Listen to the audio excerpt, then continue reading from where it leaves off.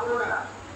रावणाचे सगळे जेवढे पर्याय होते तेवढे पर्याय रावणाने हनुमंताला मोडून टाकलेले आहेत.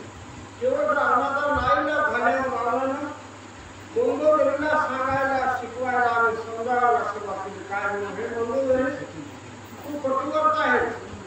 आता एखाद्या वेळेस बाईला सांगितलं बाईच ऐकते. एखाद्या बाईला जर समजा दुसऱ्या बेडाला काही सांगितलं तर ती बाई ऐकत नाही. त्याचं ज्ञान कुणाला रावणाला होतं म्हणून रावणाला आपल्या बायकोला मंदोदरीला सांगायला सुरुवात केली. मंदोदरी आता माझं सगळं झालं म्हणजे माझा आता मरण जवळ आलेला आहे. तू माझी एक आशा आहे, तू जा आणि सीतेला समजावून सांग आणि सीतेबद्दल जी माझी आवड आहे, माझ्या मुलाबद्दलची आवड पूर्ण करण्यासाठी तू काम करून विनंती करू लागला. ऐसे विचारून रावण निज कार्या सावधान अत्यंत प्रीती करून निज कांता दान पाचारी. आता रावण तुझे हुशार असेल.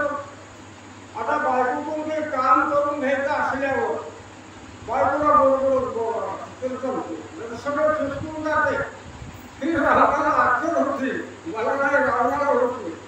या नियमाप्रमाणे रावणानं मंदोदरीला मोठ्या आवडीनं प्रेमाने बोलवलं, मोठ्या मानासन्मानाने. काय रावण अत्यंत नम्र अति प्रतितीशी बोला आधारा मंदोदरीशी. तू सती पतिव्रता होशी माझ्या वचनाशी न पैकी. मोठेपणा किती झाडावर बसलो मंदोदरीला रावणाला निर्माण. काय म्हणायला सुरुवात केली मंदोदरी? तू सत्य वागणारे सत्य पतिव्रत आहे. आपल्या वचना आपल्या पतीचा एक शब्द सुद्धा बोलत नाही. पतीच्या आज्ञेमध्ये वागणारा तो पतिव्रत आहे. आणि विचार जर बरोबर केल्यावर मंदोदरीची रावणाच्या आज्ञेवरून वाढत होती. एवढी मोठी रावणाची बाजू पतिव्रत असून रावणाचा शब्द मोडत नव्हती. आणि आपल्या सगळ्याच्या बायका आपली एक गोष्ट सुद्धा ऐकत नाही. म्हणून रावणाने त्याला दिला. पतिव्रतेचा धर्म पूर्ण न वंग्यावे पतिवचन.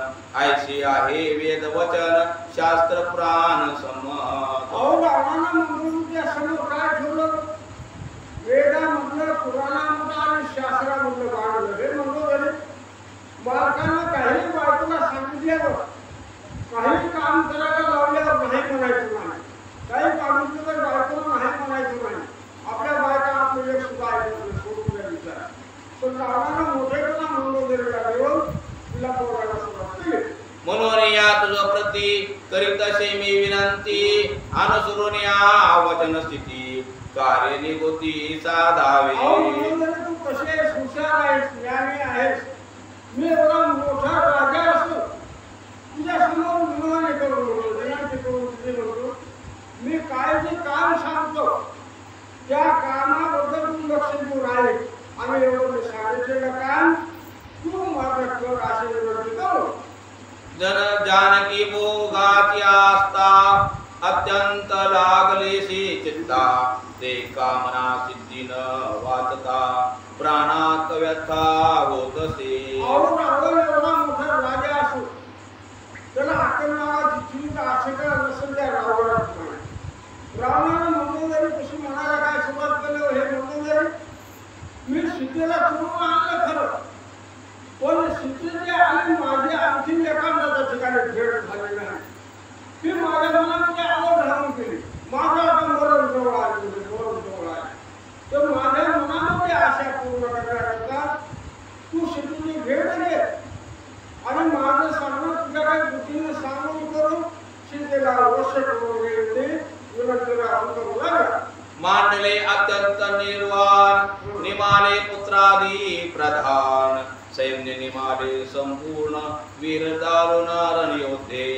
विषय तिथे माणसाला घाटी काय विचार करा. आता रावणाचं मरण जवळ आलेलं होतं. रावणाची मुलं मेले, भाऊ मेला, सगळं सैन्य मेलं, प्रधान मेले आले. सगळ्या पाठी भांडण शिल्लक राहिलेला नाही. फक्त एकदा रावण शिल्लक राहिला होता. पण तो विषयामध्ये धुंद होऊन मंदोदरीला विनंती करून विचारा लागला, सांगू लागलेला आहे. अदट वीर कुंभकर्ण तोही मारिला विदंटून. गोष्ट मूर्ती जाण सांगा ते आन नुरेची माझा छोटा मुलगा विरोध घेतलेला एक मिशन माझा भाऊ रामाला शरणी गेला दुसरा कुंभकर्ण नावाचा भाऊ रामाने मारला माझ्या जीवाला समाधान देण्याकरता किंवा माझ्या जीवामध्ये सुख दुःख सांगण्याकरता कोण आहे फक्त तू आहे एवढा मोठेपणा तुला केल्यावर आयसे सकळ कुळाचे निर्दळण झाले आता संपूर्ण माझे हृदयाचे शल्यदान अर्धक्षण डळे माझं सगळं गेलं म्हणजे बरोबर आहे सगळं सैन्य गेलं मुलं गेले प्रधान गेले सेनापती गेले शेवट भाऊ गेले आता माझ्या हृदयाचं म्हणजे कोण आवडताय माझं कार्य म्हणून म्हणून तू आहेस तू तर माझ्या मनामध्ये तू एवढं विनंती आहे आणि मी सांगितलेल्या कामाला करायला सुरुवात कर देविता रचनान्न चवीने दिये पै जीवन भोपनये केल्या आशय अवस्था पूर्ण लागली आता राहुल काय म्हणून सांगतो खूप स्वयंपाक पंचपक्वानाचा केला आहे पण त्याच्यामध्ये थोडं मिळत नाही ती चव लागल का लागणार नाही आता एखाद्या माणसाला तुला दिसणे देखील आहे भोपायला फुलाची तुला लावले फॅन लावले सगळ्या भानगडीत केल्या पण त्याचं मन समाधान नसल्यावर त्या माणसाला झोप येत नाही या नियमाप्रमाणे शिक्षेचा मला उपभोग घेतल्याशिवाय माझं दोन भरणार नाही किंवा मला झोप सुधारणार नाही सपुत्र सैन्य निमाले देख त्याचे अनु मात्र नाही दुःख परी भोगावया सीता सुख आस्था लौकिक लागली आवड राक्षस जातीचा होता त्याचा विचार किती आवड आहे तो विचार करण्यासाठी रावणाने मंगोदरीला सांगितलं माझ्या मुलाला त्याचं दुःख नाही माझा भाऊ मेला त्याचं दुःख नाही माझं सैन्य मेला त्याचं दुःख नाही पण मी शिकेला पंचवटीमधून चोरून आणलं आणि शिटीच्या शरीराला मी स्पर्श सुद्धा केला नाही शिटीकडे साधारण डोळा उघडून सुद्धा बघितलं नाही एवढं माझ्या मुलामध्ये दुःख आहे एवढं दुःख तू निवारण कर त्या तेचे निरसन मंदोदरी तुझे निदान मद होईल समाधान म्हणून या नियोबन करीत सांगत रावणानं सगळं काय सांगितलं मंदोदरी तू हुशार आहे बुद्धिवान आहे तू एवढं माझ्या मनामध्ये जी आवड आहे माझ्या मनामध्ये जी आशा आहे तू तुझ्याशिवाय पूर्ण होणार नाही पूर्ण तू नाही म्हणू नको तू माझी श्रद्धा आहे आणि आशोपणाचा रस्ता धर आणि शिटीने भेट घे तू सती पतिव्रता नवंगिसी पती वचनार्था सांडून आणि जमांत्वा शरण तत्वता तुझ आलो आता एवढ्यावर काढून थांबला करू बायकोला पाया पडण्याची वेळ आली एवढा मोठा कार्य असतो शेवट रामानं सांगितलं हे म्हणतो तुला मी हात धरतो तुला मी आनंद भावाला शरण आलो तर शरणागताचं मनोरथ पूर्ण करणं हे तुझं काम आहे त्याच्याकरता मनाच्या ठिकाणचा संशय काढ आणि शेतीची भेट देण्याकरता तुझा कार्य सारावे संपूर्ण म्हणून आदरले दोन्ही चरण सांडून या राज चिन्ह तुझ विनवन करीत असे एवढा मोठा घाट कुणाचा रावण ज्या रावणानं किती सुटून देवाला जेलमध्ये घातलं जेलमध्ये एवढं सामर्थ्य त्या रावणामध्ये होतं आता 9 ग्रह आहेत 9 ग्रह आपल्या महाराज साधा एक ग्रह लागला तर आपली वाट लावतात वाट रावणामध्ये किती सामर्थ्य असं रावणानं 9 ग्रहाला पालथा घालून पायऱ्या केल्या होत्या पायऱ्या एवढं रावणामध्ये सामर्थ्य असून शेवट रावणानं मंगोदरीच्या पायावर डोकं ठेवलं डोकं आणि हात जोडले आणि मंगोदरीची विनंती करायला सुरुवात केली कामासी आतुरला संपूर्ण तो न पाहे मानापमान स्त्री अत्यादरिता चरण लज्जा रावण मानिना आता ह्या ओळीमध्ये ग्रंथ करताना काय सांगितलं रावणाचं सोडा आपल्या सरकारचा विचार करा एखादा माणूस एखाद्या बाईच्या नादाला लागल्यावर आपली स्वतःची गेली आहे का राहिली आहे त्याचा मनाच्या ठिकाणी विचारच करत नाही शेवटच्या बाईच्या मागे लागणार पाया पडणार वाटेवढ्या भानगडी करणार एवढा मूर्ख माणूस बनतो त्या नियमाप्रमाणे मूर्खाच्या पलीकडे लागून रावण येरी निवारून या वेगेसी शिवय लागली चरणासी भाग्य आली ती फळासी निज कार्यासी आज्ञा मिळे रावण हुशार का मंदोदरी हुशार रावण विषयामध्ये अज्ञान झाला सोडून द्या रावणाला मंदोदरीच्या पायावर तो खेळायला गेला खरं पण मंदोदरीने रावणाला मोठ्या गडबडीने धरलं पाया पडू दिला मंदोदरीने ती खरीच पतिव्रता होती म्हणून मंदोदरीने लगेच रावणाच्या पायावर पोट ठेवून रावणाला नमस्कार केला आणि मनामध्ये विचार काय केला खरोखर रावण म्हणतो की रावणाने माझ्यावर उपकार केला कारण काय माझं भाग्य फळाला आलं कशामुळं माझी आणि शेतीची भेट होणार ही आनंद मंदोदरीच्या मनामध्ये झाला जितुके बाधे युक्ती बळ जितुके वेचुन्यास बळ प्रबोधन जनक बाळ पर्या प्राप्ती काळ दैवादी आता मंदोदरीने विचार कोणाच्या ठिकाणी काय केला मंदोदरी खरोखर पतिव्रता असेल बुद्धिवान असेल विचारवान असेल पण मंदोदरीच्या ह्या ठिकाणी तेच असणारा विचार चुकला मंदोदरीने मनाच्या ठिकाणी काय ठरवलं रावणाच्या म्हणण्यानुसार मी जाणार सीतेकर माझ्या पत्नी सीतेला मी सांगणार शिकवणार समजावणार किंवा घडवणार एवढ्या अनेक भानगडी करून सीतेला रावणाबद्दल सहानुभूती आणि वश केल्याशिवाय राहणार नाही त्याच्या पलीकडे माझी मर्यादा सत्य ऐसे रावणासी एकांती संवादुनिया महासती आले निज धामा प्रती होते तितकी ते झाले आता रावणाला काय सांगितलं मंदोदरीने मालक म्हणजे तुम्ही सरकारच्या नियमाप्रमाणे केल्याशिवाय राहणार केल्याशिवाय नाही म्हणले नाही तुला एवढं रावणाला समाधान केलं आणि मंदोदरी आपापल्या काळामध्ये येऊन मनाच्या ठिकाणी काय विचार करू लागले बाप कृपाळू भगवंत निज भक्ताचे मनोगत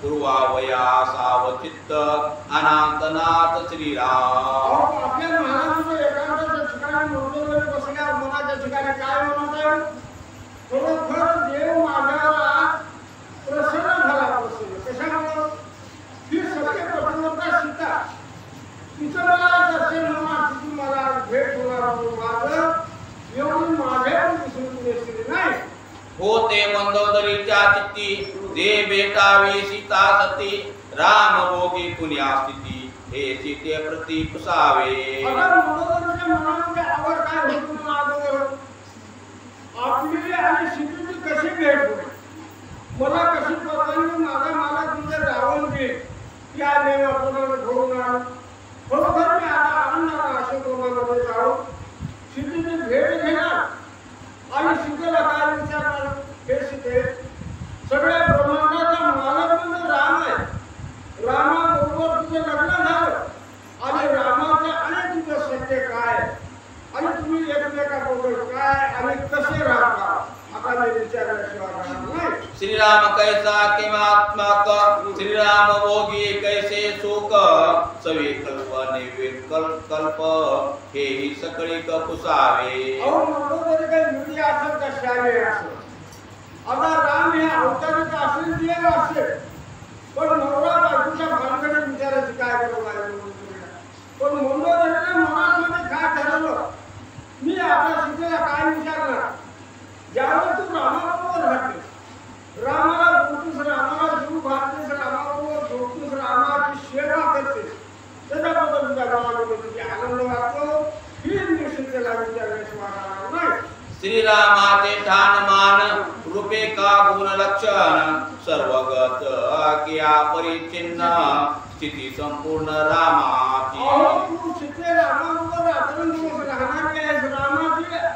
अर्धांगिनी तू आहे तो रामाच्या मनामध्ये काय आहे वरून काय आहे रामाचा चलपिचलपणा कसा आहे रामाच्या अंतकरणामध्ये प्रेम काय आहे ही सगळ्या भानगडी मी आता सीतेला विचारल्याशिवाय राहणार नाही श्रीराम केवढा कैसा असे कोटे आसे कोटे वसे पुसावया देवी उल्लासे जानकी अनिशी आता सीतेला गेल्यावर मी काय विचारणार रामाचं सामर्थ्य काय आहे राम किती मोठा आहे राम पुण्या ठिकाणी राहतो पुण्या ठिकाणी झोपतो कसा जेवण करतो हे सगळे रामाची माहिती मी सीतेला विचारला असा लोकांना आनंद झाला. ऐसे मंदोदरीच्या चित्ता होती आणि वार अवस्था कै भेटेन जनक दुलाई जनक दुहिता निज गृहता पुसे. मंदोदरीच्या मनामध्ये कितीतरी दिवसापासून आवड काय होते,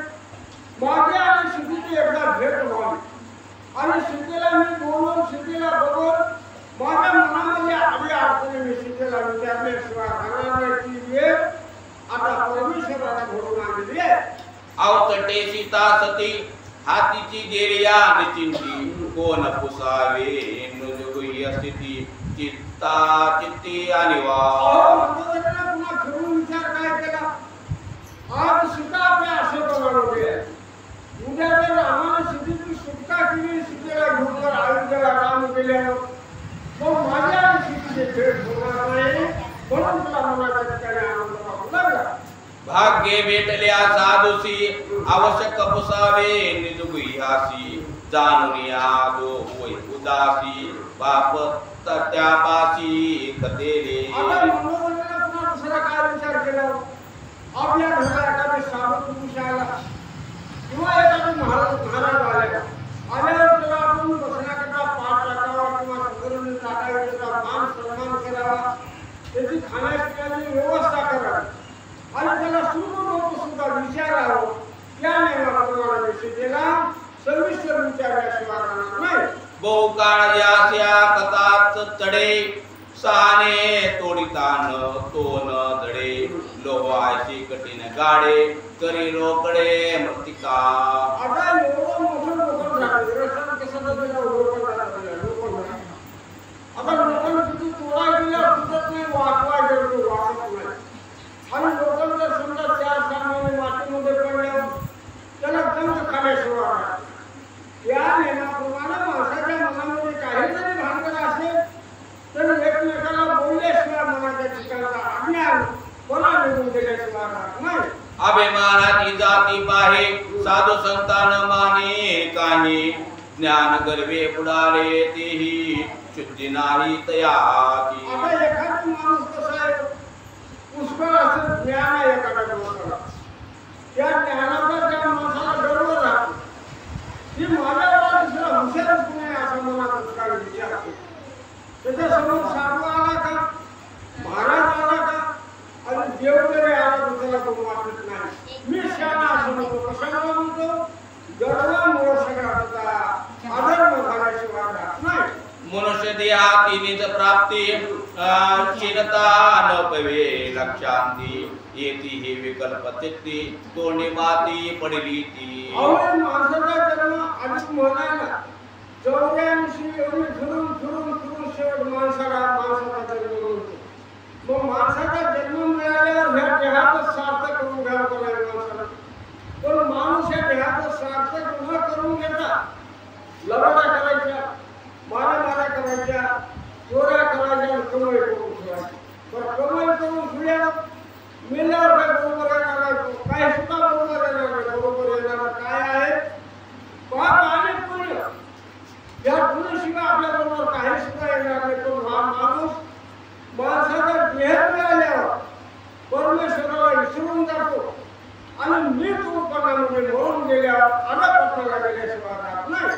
एक नरदेहा नेनोने गेले एकी लटके म्हणून या उपेक्षिले एक ते गर्वे गिळले जे आम्ही जाणते सज्ञान. आता एखाद्या ज्ञानी माणसाचं सोडा शेवट काय सांगितलं, जे हजारो वर्ष तपस्या करत हिमालय पर्वतावर बसतात. काही कोसळ्याच्या अंगावर एवढा मोठा केस आहे, त्या अंगातून वर्ग सुद्धा काढत नाही. गाडी मिशा केस वाढून कंटामुळे खाऊन हजारो वर्ष तपस्या करत बसले. पण त्या तपस्येचा अभिमान त्यांना असल्यामुळे त्यांची आणि देवाची भेट झालीच नाही. एक ते साधनी टकले अपमाने सैरा भरले एक करू म्हणता गेले करणे राहिले तैसेची. आता काही बघा कुंभमेळ्यामध्ये काही संन्यासी काही गोसाई सगळ्या अंगाला राग लावायच्या, अंगावर कपडा घालून नाही, लग्न असेल ते काय बोलले, रात्रंदिवस देवाचं ध्यानच करत बसले ना. पण ध्यान करत असताना त्याने मनामध्ये देवावर भाव ठेवला. काय मनामध्ये दुसरे कोणी महाराज नाही की आमच्यासारखे दुसरे साधू नाही. आता साधू ह्या शब्दाचा अर्थ काय? ज्या माणसानं 6 विकार मनाच्या बाहेर काढून टाकले त्याला म्हणायचं साधू. आपल्या मनामधल्या 6 मध्ये एक सुद्धा विकार गेला नाही आणि आपण पाठ थाप करून घेतो साधू आहोत. बरोबर आहे? 6 विकार कोणते? सांगा. काम, क्रोध, मद, मत्सर, दंभ आणि अहंकार. ही 6 अंगामधून गेले त्याला साधू म्हणायचे. साधू कुणाला सुद्धा म्हणायचं नाही. कोटी यानवार विषय स्थिती ज्ञान मिळे त्या लोकां प्रती जीविका त्यावरी करीती ध्यात निश्चिंती स्वैथी केला. आता एखादा माणूस काय करतो? माझ्यासारखा कीर्तनकार कुणीच नाही असं त्याच्या मनाच्या ठिकाणी अभिमान राहतो. या अभिमानामुळे त्याचं कीर्तन केलेलं काय, जेवण केलेलं काय, सगळं एक वाया गेल्याशिवाय राहत नाही. आता दुसरी गोष्ट, आता जी परमार्थ निघालेलं आहे, आता जी कीर्तन भजन निघालेलं आहे, ती सगळं ही फुकट नाही, पैसा नाही. पैसा साधं देवाचं नाम घ्यायला जर पैसे घेतो तो माणूस पुण्यवान समजावं का पापी समजावं? मी सांगणार नाही, तुमच्या मनाने विचार करा. 2 तास महाराज कीर्तन करतो आणि 2 तासासाठी 10,000 आमच्यासाठी टाळ घेऊन वाटते 2 तास लगेच 500-700 रुपये घेतल्याशिवाय राहत नाही. पुन्हा मृदंग वाजवणारा 500-700 घेतल्याशिवाय राहत नाही. आमच्यासारखे कुठे वाचणारे सांगणारे पुत्र शक्तीला गेले ते त्याला 500 रुपये पडल्याशिवाय राहत नाही. पहिला पुण्य लागत का पाप लागत मनाच्या ठिकाणी ठरवा.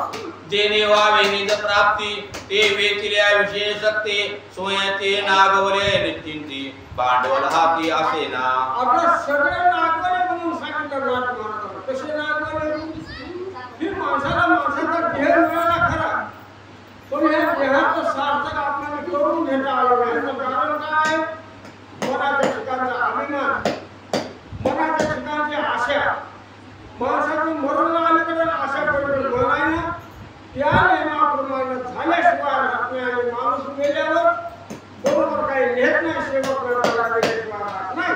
स्वप्ने जोडल्या ते संपत्ती ते वेचिता नाही जागृती विषय आणि ब्रह्मनिष्ठा मनविती परमनिश्चिती याना. माणसाला समाधान मिळण्याकरता माणसाच्या मनाच्या ठिकाणी एकाग्र चित्त पाहिजे. आता एखादा माणूस गरीब आहे, त्याला स्वप्न पडलं काय? स्वप्नामध्ये ते राजा झाला, त्याला बसायला हत्ती आहे, रथ आहे, घोडे आहे, सगळ्या भानगडी स्वप्नामध्ये राजा झाला. त्याला किती आनंद? स्वप्नामधून जागा होईपर्यंत आनंद आहे. एकदा जागा झाल्यावर त्याच्या वेळेला काही दिसतं का? तो घोडा, तुझा हत्ती, तुझा राजा काय नसतं. तसं आपलं ही शरीर, आपलं ही नशीब म्हणजे आपला देह स्वप्नामधल्या राजासारखा आहे. आपण जागे आहोत पण सांगतो. आपल्या देहाच्या ठिकाणी जीव आहे तोपर्यंत आपल्या भानगडी आहेत, आणि जीव गेल्यावर स्वप्नामधलं सगळं गेल्याशिवाय राहत नाही. तसं माणसाच्या मागं कटकटी आल्याशिवाय राहत नाही. जरी धावणे नागवी आपण तरी कोण करिले सोडवण अभिमान या परिधान सकळ जन नागविले. आता मंगळवेळेला मनाच्या ठिकाणी विचार केला. कशाला? आपण स्थितीची भेट घेतल्यावर काय होणार आणि नाही घेतल्यावर काय होणार. आता सीता कशी आहे? पतिव्रता आहे. स्थितीची आपण जर भेट घेतली तर या संसार दुःख सागरामधून आपण तरुण गेल्याशिवाय राहणार नाही. आता आपल्याला मोठमोठा अभिषेक मिळाले, आपण सगळ्या भानगडी करतो, पण मी तूपणामध्ये आपण सगळ्या मातीमध्ये घालून सेवक नरकाला गेल्याशिवाय राहत नाही. जे ज्ञान गर्वे नागविले ते काळाते न देखते वैले सिद्ध आयुष्य वाया गेले जे जोडिता न मिळे पुण्यकोटी. काय सांगितलं? जी ज्ञान गर्वामध्ये वाया गेले. ज्ञानामध्ये कोणतं आलं? त्याच्यामध्ये कुणाला कशाची कला, कुणाला कशाची कुणाला कशाची कला. आता उदाहरणामध्ये मला 4 शब्द सांगा येते. मी म्हणायचं माझ्या एवढा मोठा दुसरा कुणीच नाही, माझ्या एवढा ज्ञानी दुसरा कुणीच नाही. दुसऱ्याला वेड्यामध्ये करायचं, स्वतःला शाळा समजायचं, अशा गर्वामध्ये शेवट मरून जायचं. मरून गेल्यावर त्या गर्वाच्या भानगडीमध्ये त्याला स्वर्गाच्या ठिकाणी जागा न मिळता तो ये नको करायल्याशिवाय राहत नाही. झाल्यानं देह प्राप्ती परमार्थ साधावा हातोहाती देव्या कुर्शीवला स्थिती मडे जा किती पेरणीसी.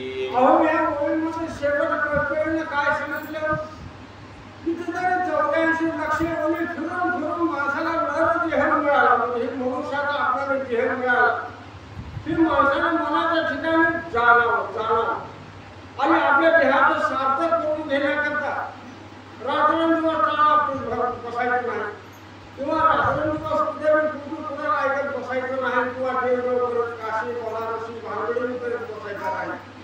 मुखानं जा, हातानं जा, या दोनच गोष्टी करा. बाकीच्या भांगडीत पडायचं नाही. ह्याच्यानुसार पुण्य दुसरं कशामध्ये नाही. आजी हे राहो करीन पाहे मनता काळ कृपाळो नोहे क्षण क्षणा जात आहे उत्तम आयुष्य घेऊनिया. काय सांगायचं विचार करा. दोन माणसं आता आपलं वय काय, तुमचं काय, माझं काय. आता माझं वय 60 च्या पुढे गेलं, पण तू 40, 50 किंवा 30 वर्षाचं काय म्हणतो? चला एखाद्या माणसाला म्हणलं की चला बा पुतीला, चला बा कीर्तनाला, चला बा पंढरपूरला म्हणलं काय म्हणतात? आता आम्हाला पंढरपूर भांगडे कीर्तन नको, आमचं वय आता कमवायचं, खेळायचं, मजा करायचं, मजा करायचं. एवढ्यामध्ये मरण आलं सगळं झालं. अशा माणसाच्या मनामधल्या भावना आणि देवाचं नाव ह्या भानगडीमध्ये विसरून जाऊन शेवट आलेला देव मातीमध्ये घातल्याशिवाय राहत नाही.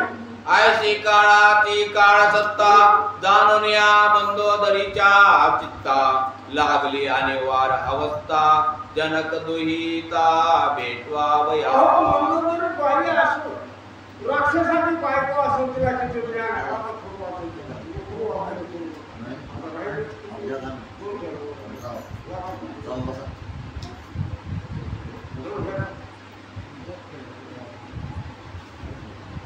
तवा आज्ञा पेले रावणे उल्हासोनिया चौगणे करू आदरिले येणे रामा संगेची बेतावया.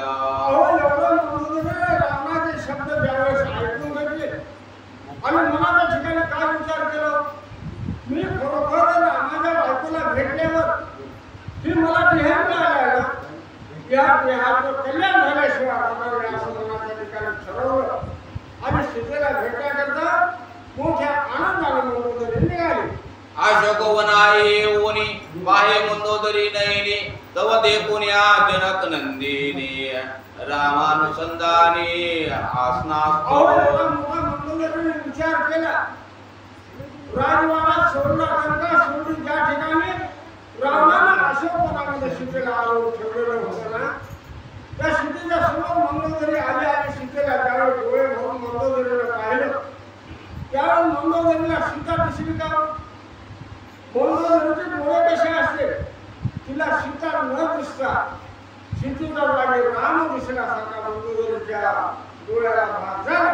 शिरवरी राम नयनी राम वाचेशी नित्य वदवी राम ध्यानी राम मनी राम अनुसंधानी राम अखंड. इकडे सगळं मंदोदरीने पाहिलं. त्यावेळेस सीतेची अवस्था काय दिसली? सीतेच्या नजरेच्या समोर रामाचं रूप आहे. सीतेच्या जवळ येणारा वानर राम रामच म्हणत येत आहे.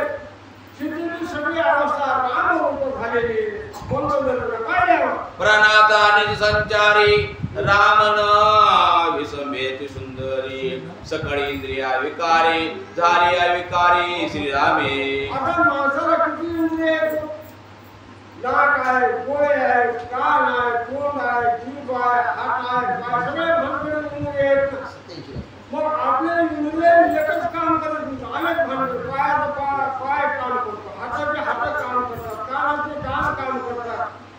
पण सगळे शिकलेले इंद्रिय मिळून बाकीचे काम सोडून देऊन रामनामाशिवाय दुसऱ्या कामाला हात लावत नव्हते. चोर दरी येना राजद्वारी तासी निग्रहिती नाना परी तेवी इंद्रियावर त्या सामग्री सीता सुंदरी निग्रहिल्या.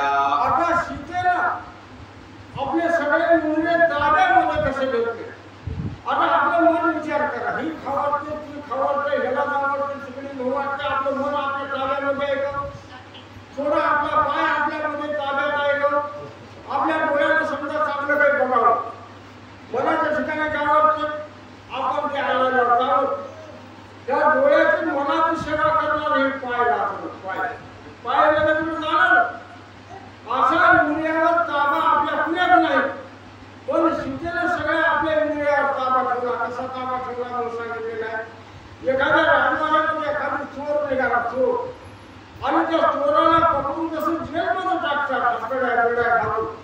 तसं तिने सीतेने आपले सगळे मन काया आणि वाचा हे सगळे इंद्रिय वेदा घालून राम रूपाचे वेगवेगळे टाकून दिलेले होते. ऐसी दृष्टी देखता जानकीशी आते उल्लास मंदोदरेशी विसरो निया गेले देह भावासी मेल्या प्रतीसी अहं त्यागे. अशा अवस्था त्यावेळी मंदोदरीने पाहिल्यावर तिच्या मनाला काय वाटलं, अतिशय आनंद वाटला. खरोखर मी सीतेला भेटण्याकरता आले आणि माझ्यासारखी मोठी दुसरी कुणीच नाही असं आनंदाने म्हणू लागले. साधो देखताची दृष्टी जरी विरे अहंकाराची गाठी पुढे स्वानंदाची मिठी पुढे त्रिपुटी अभावे. कितीतरी पापी माणूस आहे, समजा चोर आहे किंवा पिदाडी आहे, त्याच्या समोर जर जादू साधू आले तर तो माणूस मनातल्या मनात विचार करेल की बुवा ही साधू आहे, हे जरा वाट सोडून जावं किंवा नमस्कार करावा. या नेमाप्रमाणे मंगळूरची अवस्था खाली कुंडलिका